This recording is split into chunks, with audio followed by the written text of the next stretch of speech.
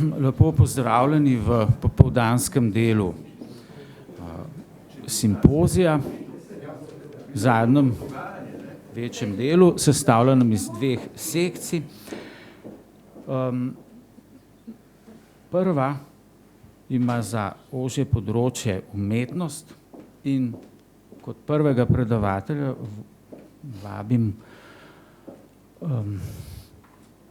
k besedi enega najtehtnejših, pa najbolj poglobljenih premišljevalcev problematike umetnosti pri nas, akademika, profesor dr. Jožefa Muhoviča, da nam predstavi predavanje z naslovom Zgodba o periferiji in izgubljenem središču, problemi orientacije in iskanja smisla v postmoderni umetnosti. Hvala lepa za besedo. Lepo vas pozdravljam. Ne bom veliko govoril o temeljnih pojmih tega simpozija, to je o pojmih smisel, orientacija in dezorientacija. Včeraj in danes smo slišali nekaj imenitnih predavanj na to temo, tako da jaz smatram, da je infrastruktura teh treh pojmov dovolj dobro pokrita. To, čemur bi se pa jaz danes posvetil, pa je, kako jaz vidim, da stvarnosti, ki jih opisujejo ti pojmi, funkcionirajo v umetnosti, ki jo mi sami v tej postistični evforiji imenujemo postmoderna. Nemci še vedno pravijo, da je to pozna moderna, da moderna še ni minila, ampak če mi mislimo, da že je, potem pa je tole postmoderna. Lahkotnejši vstop v to tematiko bi lahko napravil z predtaktom iz domačih logov. Dejan Steinbuch je v svoji kolumni v prejšnjem tednu zapisal, da bi Prešern in Cankar, če bi se danes po naključju pojavila v Sloveniji, od Ministrstva za kulturo zelo verjetno ne dobila statusa samozaposlenega v kulturi. To ne čudi, saj sta bila oba do oblasti vsaj mestoma izjemno kritična. Vsekakor pa čudi, da iz poldruge tisočnije aktualnih samozaposlenih v kulturi, ki jih financira Ministrstvo za kulturo, nikakor ne pridobimo ne Prešerna, ne Cankarja.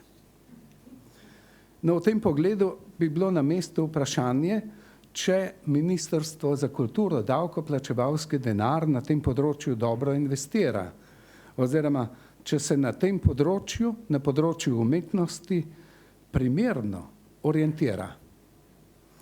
No, za resnejši vstop v to temo pa predlagam dve preliminarni refleksiji o umetnosti danes. Ko govorim o umetnosti, se omejujem predvsem na likovno in vizualno umetnost. Če bi bilo predavanje v nemščini, s tem ne bi bilo nobenih težav, zato ker je nemška beseda die Kunst pravzaprav tista, ki je točno usmerjena na to področje. Slovenska beseda nima tako enoumnega pomena, tako da je omejitev po moje potrebna in smiselna. Torej, prva moja refleksija je takšnale. Včasih se opravičujem.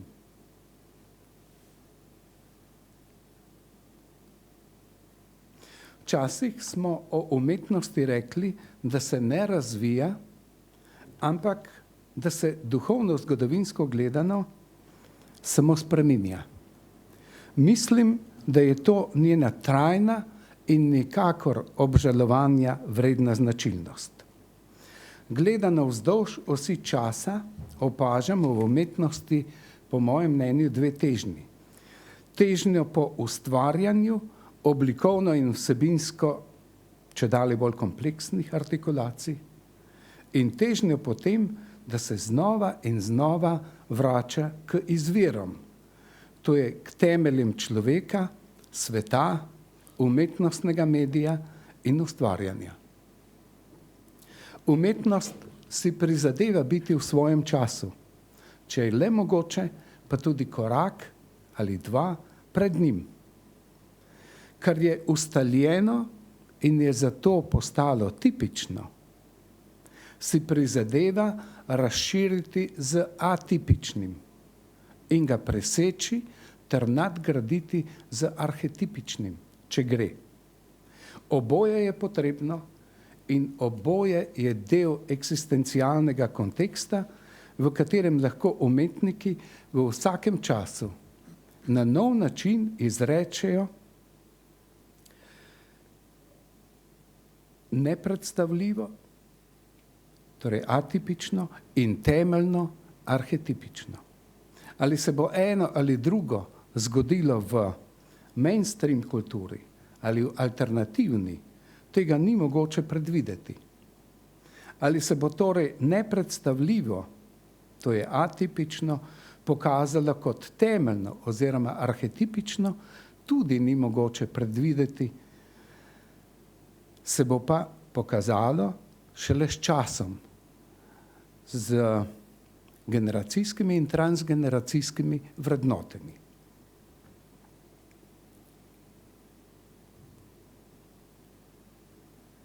Druga refleksija govori o periferiji in o izgubljenem središču. Zgodovina moderne in postmoderne umetnosti nam je praviloma predstavljena kot zgodovina ekscesov in diskontinuitet.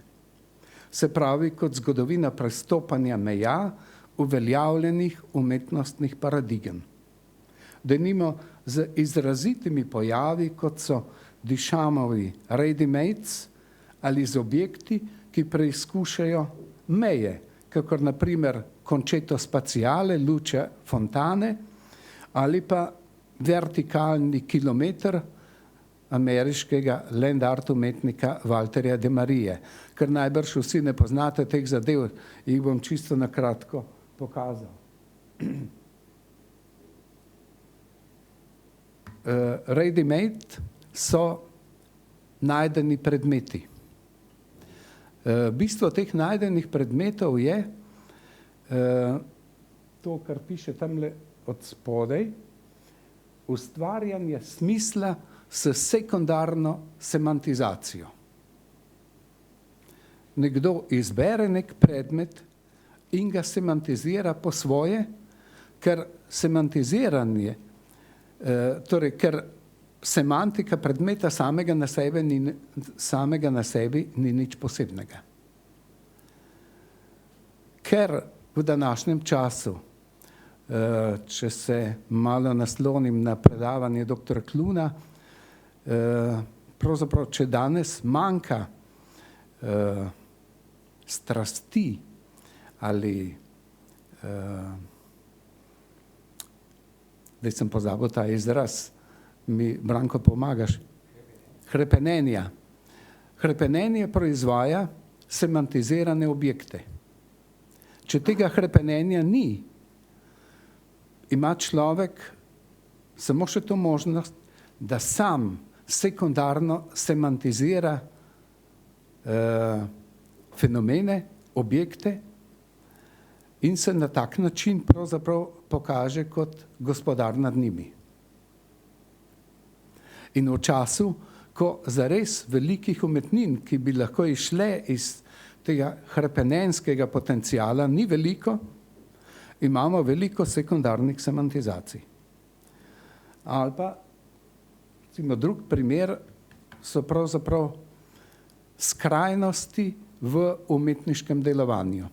Vsi vemo, da je temelj slikarstva pravzaprav ene vrste opna, na kateri se lahko odvija umetnikov notranji svet, tako kot na kakšnem zaslonu, ali pa opna, ki lahko postane okno v predmetni svet, v tisto, kar umetnik na tej opni naslika.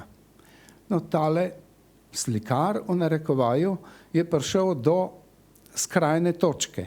V resnici je samo prerezal to opno in pokazal, da je ta opna opna. Mislim, da je to ultimativna točka slikarstva. Slikarstvo se mora od te točke po moje vrniti nazaj v narekovaju. Ali pa primer vertikalnega kilometra. Najbrž vsi gledate, kje pravzaprav tale vertikalni kilometer tukaj sploh je. Vidite ga, da je tukaj v tem kvadratku označen. Gre pravzaprav za eno delo, ki se na nek način odlikuje z, lahko bi rekli, anestetiko. V resnici ga ne vidiš. To je kilometer dolga izvrtana luknja skozi vse sedimente v tem Kastelskem parku. In v to luknjo je nadevanih potem 110 metrov dolgih medeninastih palic s premerom 5,1 cm. Vsi verjamemo, da so te palice tam noter. Jaz v resnici niti ne bi verjel, če ne bi prebral, da je to stalo 750.000 mark. Ja. In zdaj to delo je. Torej, da se vrnem nazaj,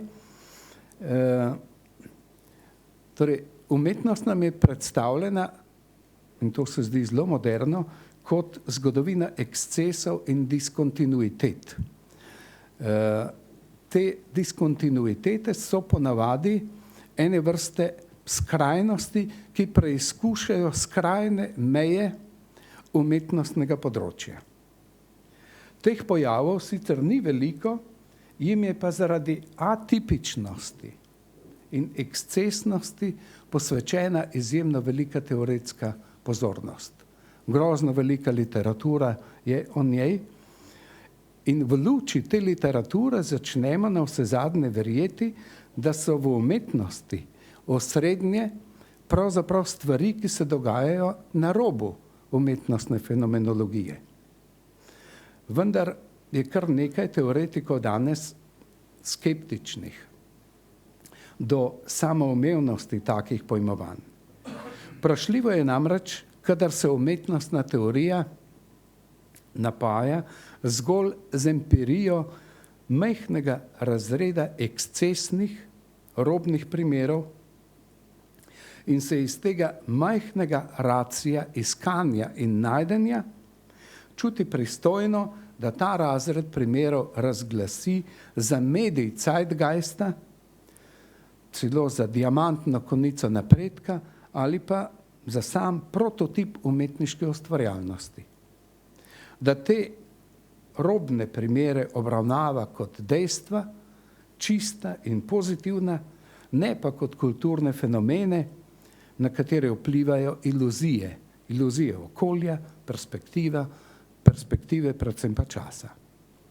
Razglašanje periferije za središče umetnostnega dogajanja, ki je danes prej pravilo kot izjema, bi v nas lahko sprožilo ne le geometrijski dvom, ampak predvsem fenomenološkega. Pravzaprav bi ga moralo, saj formotvorne in aksiološke konsekvence tovrstnega razglašanja, če tudi prihajajo počasi, nikdar ne pozabijo izstaviti računa v obliki skorajda otroško preprostega silogizma. Če je v središču periferija, kam je potem odšlo središče? In res, mislim, da je to eno temeljnih umetnostnih vprašanj današnjega časa. Kje je središče? Zdaj, ti dve hipotezi ali pa ti dve refleksiji sta temelj mojega razmisleka. Jaz se bom tukaj zaradi pomanjkanja časa posvetil samo prvi od njiju, druga bo pa ostala v natisnjenem tekstu.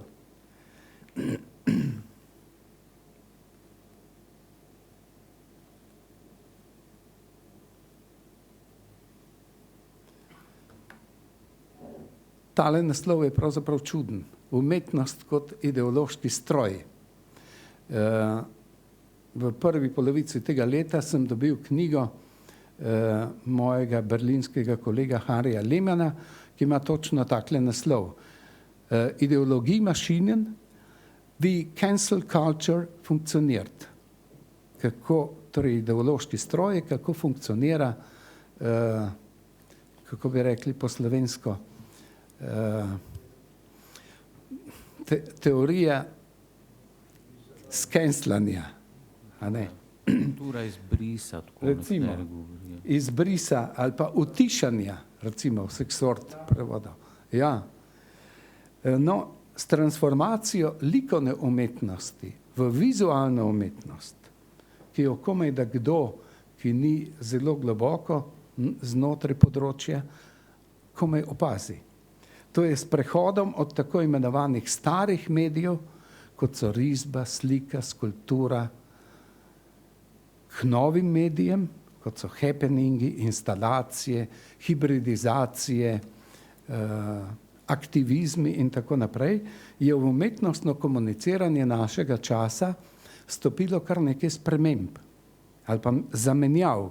Visoko stopnjo estetske nekomunikativnosti, ki je nekdaj označevala umetnost, je zamenjala visoka stopnja komunikativnosti. Prezenco artefaktov so zamenjali fakti in eventi, kot danes pravimo, dogodki. Formalna likovna analiza je popolnoma potonila pod alegoričnim mišljenjem in arhetipska zavezanost umetnosti je bila nadomeščena z različnimi neumetnostnimi agendami, saj je vizualna umetnost s svojimi aktivističnimi potenciali zato nadvse primerna. Naj pojasnim to trditev.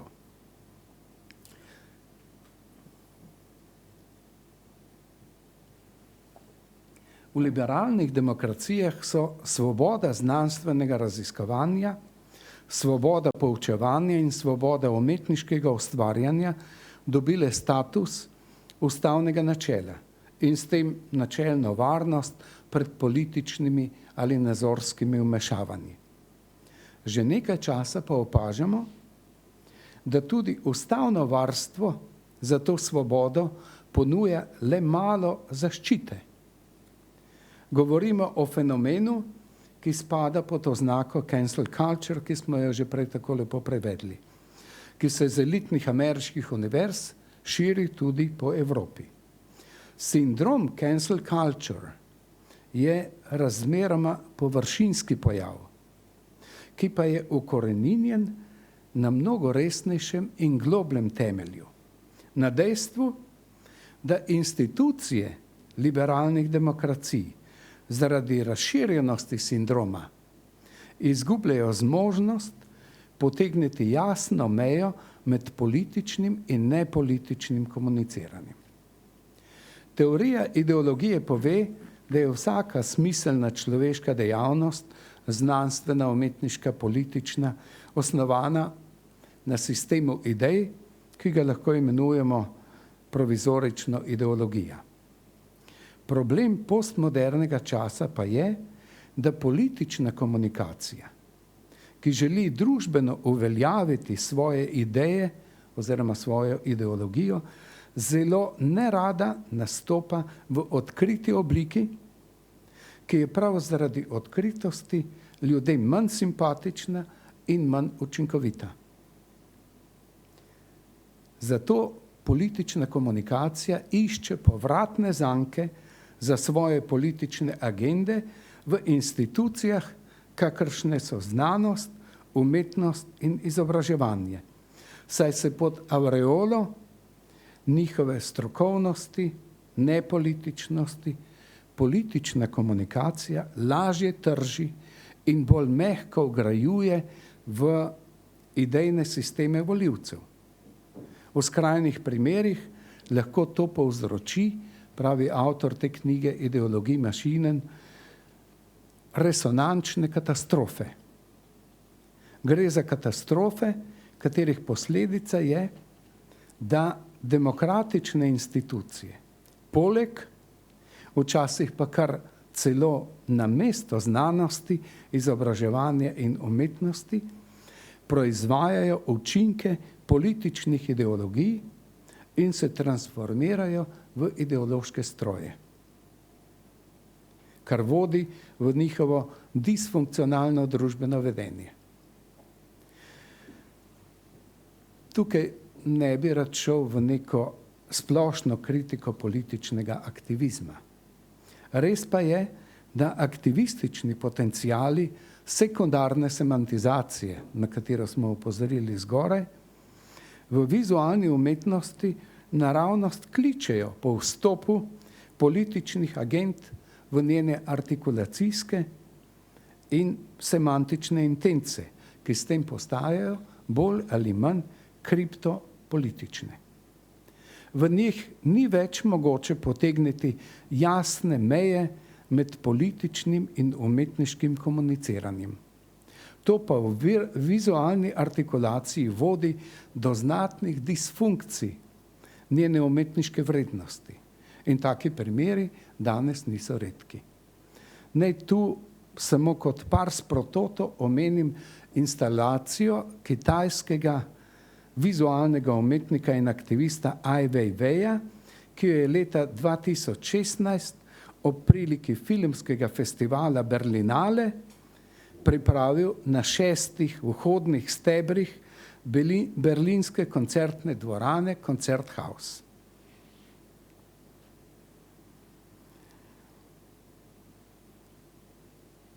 No, na stebre te koncertne dvorane je namestil 14.000 uporabljenih reševalnih jopičev, ki jih je po lastnih navedbah zbral na svojih potovanjih na grški otok Lesbos, kjer vsak dan pristane na stotine beguncev, potem ko so prešli zelo nevarno in težavno pomorsko pot. Jaz sicer ne verjamem zelo, da je tale možakar tolikokrat potoval na Lesbos, da bi zbral 14.000 teh jopičev, ampak to v tej zvezi ni tako zelo pomembno. Instalacija na vhodu v Konzerthaus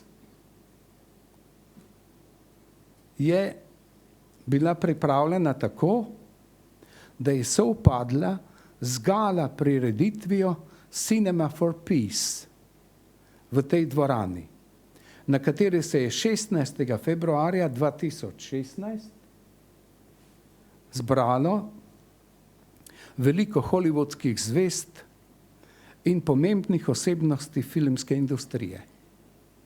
Časopis Der Standard je naslednji dan zapisal, citiram, da je instalacija poklon beguncev, ki so umrli na morju, da bi se rešili vojne in revščine na Bližnjem vzhodu in v Severni Afriki. Konec citata. Seveda s poklonom tragičnim žrtvam ni nič narobe.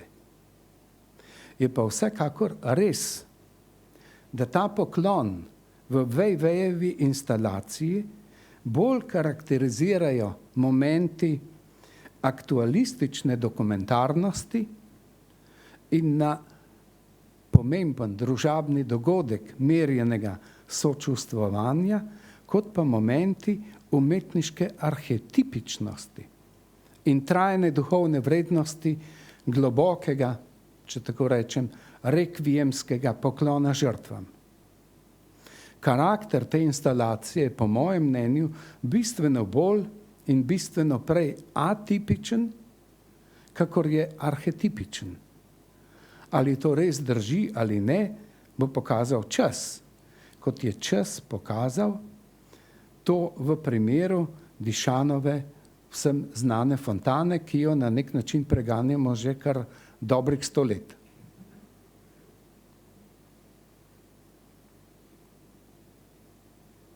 Nekaj o atipiki in o arhetipiki, o razliki in podobnosti.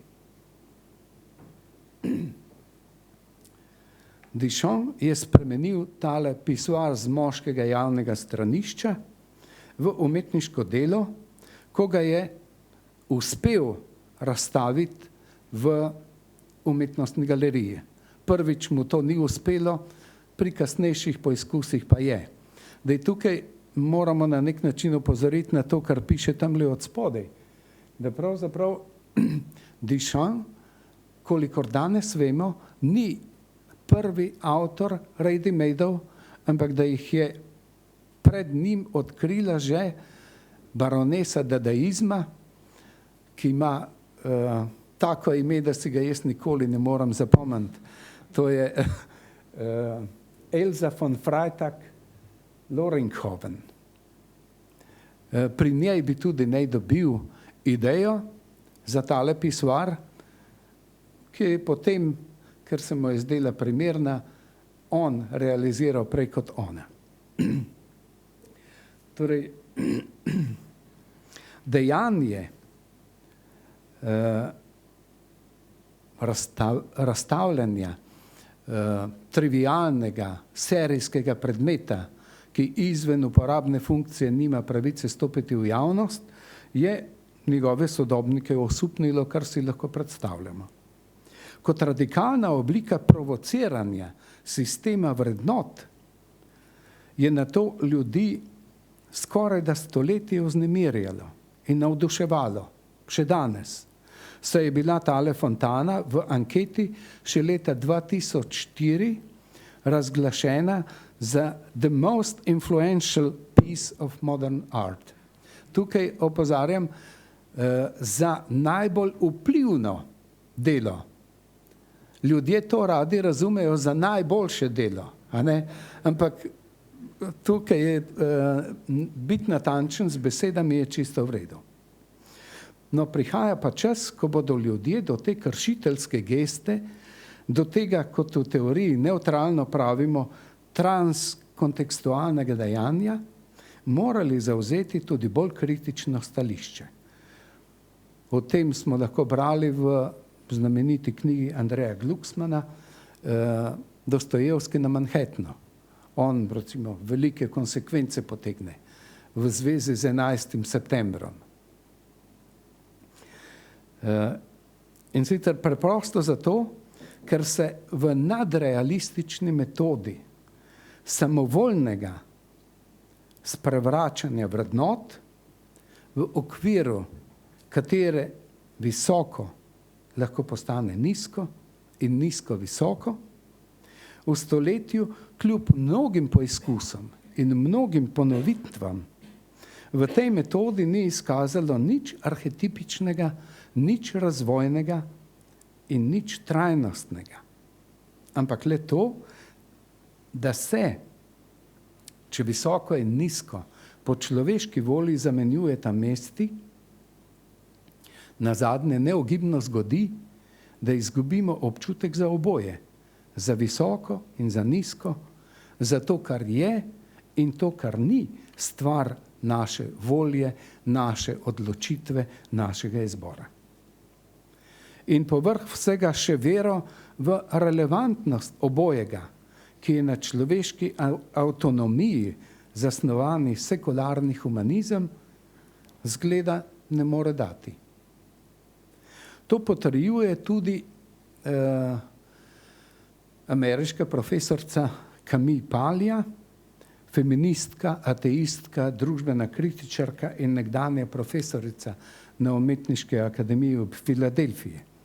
Leta 2018 je za avstralski spletni časopis Quillette povedala, da je že v uvodu v svojo knjigo Bleščeče podobe iz leta 2012 zapisala, da je sekularni humanizem spodletel. Kot ateistka je tedaj trdila, da je, če je religija dejansko izginila, na njeno mesto nujno takoj postaviti nekaj drugega, saj so sistemi verovanj za človeško inteligenco in za preživetje nepogrešljivi. Uokvirjajo namreč tok primarne izkušnje, ki bi sicer preplavila in povzročila kaos. Politika in sekularni humanizem ne moreta zapolniti te vrzeli. Družba, s katero je obseden marksizem, pravi Paglia, je samo fragment celote življenja. Marksizem nima metafizike, ne more niti zaznati in še manj doumeti enormnosti vesolja in delovanja narave.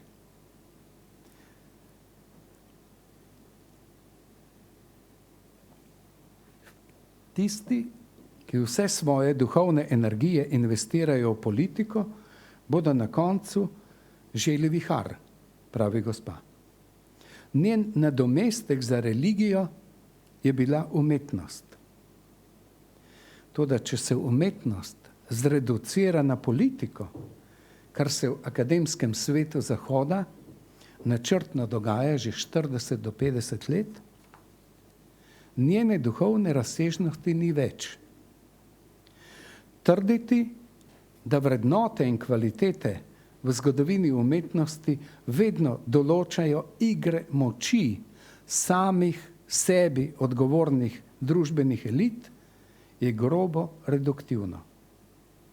Družbe, ki ne spoštuje ne vere, ne umetnosti, ne moremo imenovati civilizirana, je tale gospa povedala v enem zadnjih intervjujev, ki sem jih jaz prebiral. V tem smislu je mogoče reči, da postaja danes vse bolj očitno, da je sintagma metafizično obzorje na vseh področjih, še posebej v umetnosti, zelo potentna abstrakcija. Jaz bi rekel neke vrste radar, ki vidi predmete v megli in noči, medtem ko je družbeni konsenzualizem in družbeno konstruiranje prav tako očitno to vse manj. Bolj ko konsens in avtonomija postajata edini interesni in vrednostni center umetnostne produkcije, bolj se temu upirajo čast, talent, krepost in lepota, ki smo jo že čisto izgubili iz vida. Kar je ustaljeno in je zato postalo tipično, si umetnost prizadeva, kot sem že rekel, razširiti za tipičnim in ga nadgraditi z arhetipičnim. Oboje je potrebno.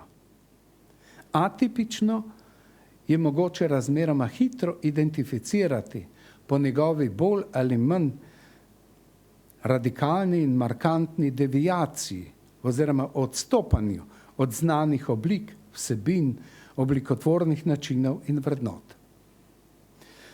Vendar atipično ne preraste nujno v arhetipično. Še več, le izjemoma je tako. In zato, da ugotovimo, ali je v tipičnem istočasno tudi pomemben arhetipični potencial, je potreben mnogo daljši čas medosebne in celo transgeneracijske verifikacije. Predvsem pa je pomembno, da je za identifikacijo atipičnega dovolj informacija, za identifikacijo arhetipičnega pa je potrebno znanje in spoznanje. V informacijski dobi smo na nek način že kar pozabili, da se informacijska tehnologija zelo razlikuje od tehnologije produkcije spoznanja. Informacije je mogoče posredovati razmeroma preprosto. Znanje pa je produkt daljše in kompleksne praktične interakcije, ki temelji na preverjanju virov, na osebni udeležbi in socialnem prakticiranju informacijskih vsebin. Obstaja več načinov, da bi v kulturnem spominu informacije o umetnostni identiteti spremenili v operativno znanje. Eden teh načinov je zajemanje umetnostne identitete v teoretski epistemologiji. Drugi pa kopičenje arhetipičnih izkustev iz transkulturnih in transgeneracijskih vrednotenskih testiranj umetnostnih del. Primer.